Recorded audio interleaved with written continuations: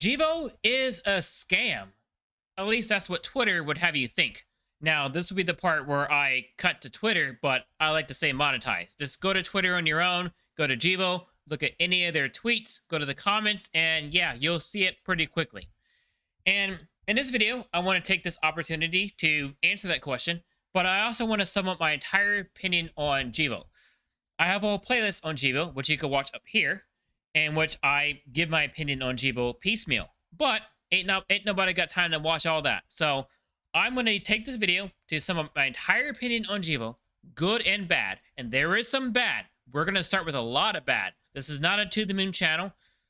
But yeah, I'm hoping to give all my opinion in one video, so this will be the only one you have to watch. So we're going to start with Gevo's past. And I'm going to give you the TLDR right now. Gevo was absolutely terrible in the past. And when I say the past, I mean the entire first decade of them being profitable. And I try to look through all of Gevo's history. I couldn't find a lot, but I think this right here sums everything up.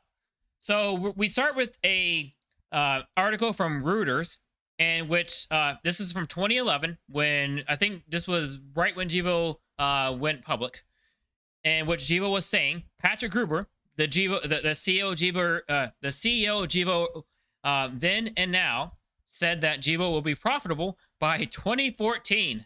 Now, this right here is a 10K from 2016, and you will find that Gevo was not profitable in 2014 or 2015 or 2016. And not only were they not profitable, they weren't profitable from an operation standpoint, and hell, they weren't even profitable from a growth standpoint at any point. You will also find that their shares have been ballooning up and up and up and up, and their stock price, since they went public, did not do so well. They did pretty great for the first few months, and then from there, yeah, they did not do so well at all. They also had 3 reverse stock splits, and that is not something you do when your stock is doing great. It's something it's something you do when you're trying to stay on the Nasdaq, when you're trying to survive. And these weren't small splits. The first one was 1 for 15. The second one was 1 for 20. And then the third one was also 1 for 20. That was not good at all. Just to give you some perspective, now this doesn't go all the way to IPO, but let's say you invested 10 grand as of September of 2012. As of now, you would have, at least as of the 23rd, you would have $2. And that is not taking into account 2011. So yeah, it's probably something less than that. So that, hopefully that hammers home exactly how bad Gevo has done over the past 10 years, or at least the 10 years since they went public. Now, I also got to point this out. This is from 2015 from a salary website. The CEO in 2015, during that year, gave himself a $500,000 base pay, which for a CEO, whatever. They also gave himself a bunch of money in stock awards, a bunch of money as a bonus. So for 2015, he made 1.1 million. So yeah, I definitely think he's overpaid, especially in 2015. Like, if you look here, let's go here, right here. This is good. So 2015, throughout here, stock lost about 60%. More, about 90% of his value. Let's just take from there. And the CEO gave himself a bonus and a stock award. So yeah, I definitely think he's overpaid. Well, he's overpaying himself. But honestly, I think CEOs just generally overpay themselves. Like, that is a law of nature. I mean, that is a force of nature. That is a law of physics right there. So that is not something I'm surprised to see. I mean, CEOs overpay themselves. Now, to his credit, in 2016, I mean, he lowered his bonus, and he's not paying himself any stock awards. And in 2017, yeah, it looks like he got rid of the bonus and the stock awards outright. So, credit given where credit due. Now, I probably could have dug up some more data, but I hope that suffices for a YouTube video. My opinion on Gevo, at least for the first 10 years since they went public. They were absolutely awful, absolutely terrible. And as far as their financial performance, they're still absolutely terrible.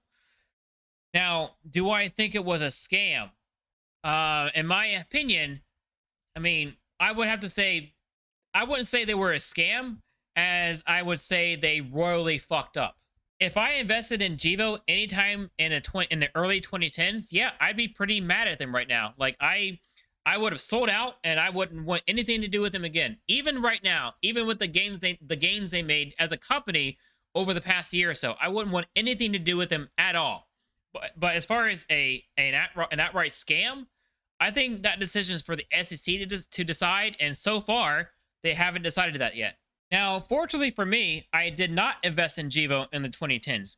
I first invested in the Gevo in 2021, and just to be clear, as far as their financial performance now, like I said, they are absolutely terrible. They're performing like actual garbage right now. I'll be the first to admit that. But the people who are invested in Gevo now are most certainly not investing in the Gevo because of what they've done in the past. It's because of what it's because of what they've done over the past year or so. Let's get into that. Since I would say 2018, 2019, whatever, Gevo has made a lot of good moves that gained it a lot of favor in I would say at least the US stage, but it has signed contracts with a lot of high profile customers. Like for example, Delta has signed. Now these are take or pay contracts. So these are either Delta, agrees to the contract once Gevo fulfills their end, or they have to give Gevo money. So Delta, American Airlines, Trafigura, SAS, Alaska Airlines, British Airways, the city of Seattle, like they have all like pledged money. They've signed contracts and they pledged money to Gevo. Now, it's not for me to say, hey, is Gevo a scam now? Is Gevo not a scam now? But what I will say is a lot of big name customers have pledged money to has pledged money to it. Now, I could be wrong in a few years, and Gevo could drop, pull the rug out from us, and hey, we're not building the plant at all. But they would have a lot of people mad at it. Now, the only drawback to all this money is that we have to wait until 2025 before it starts rolling in, as long as Gevo holds up there into the bargain.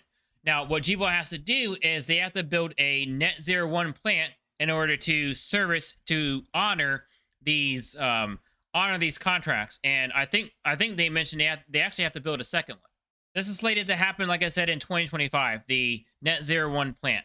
Now, the only problem I have with this, because this is supposed to be a full, opinion on Gevo right now, is that they originally said this was supposed to go online in 2024. Now, they did delay it to 2025. However, the reasoning that they gave, I'm okay with for now. They wanted to change it from whatever it was before to producing straight SAF, which they said is going to make a lot more money, which fair enough. You know what? I'm good with that. As long as they don't delay it anymore, or for a reason that I would disagree with.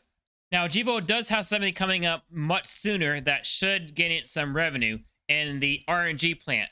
Now, the RNG plant was slated to go online in 2022, and it is. Not only is it online, but it's already producing biogas, and it already attained the approval from the EPA to participate in the Renewable Fuel Standard program ahead of schedule. It's expected to get 16 million and 22 million in EBITDA, depending on CI scores and all that stuff, which they were expecting to get late 2022 or Q1 2023. Well, they already got that. So I'm expecting to see some sort of, positive company movement, at least at the end of Q4 2022. That's when I'm expecting to see some really, really big gains. And then the real big gains will come in 2025. So to sum things up, I do not think Gevo is a scam. I think it is a company that has royally screwed up for most of its public existence. But over the past few years, whatever it was trying to do, it seems to finally be paying off. It has a lot of signed agreements with a lot of big names. Oh, and the RNG plant I talked about, it already has a customer. It's a little known customer called BP. So it's got a lot of things in place. It's everything. It's completely like everything is set up. Like the money is on the table. Gevo just has to go grab it. It has to build the net zero 1 plant, and I was going to say it has to build the RNG plant, but it's already built and producing biogas. So Yeah, so far, I mean, people ask me why I haven't sold Gevo. I have no reason to. It has given me no reason to since I bought the stock. Now, prior 10 years, sure. It has given me no reason to sell the stock other than the stock price. You know, it's followed through on all of its commitments. And so, yeah, I see no reason to do anything with my Gevo investment. As far as my position, it's built, so I don't plan on adding any more shares in the future, especially when so many other stocks are on sale. But I could add some more shares depending on how things go over the next couple of months. But anyways, take care, have a great day, and eat your vegetables.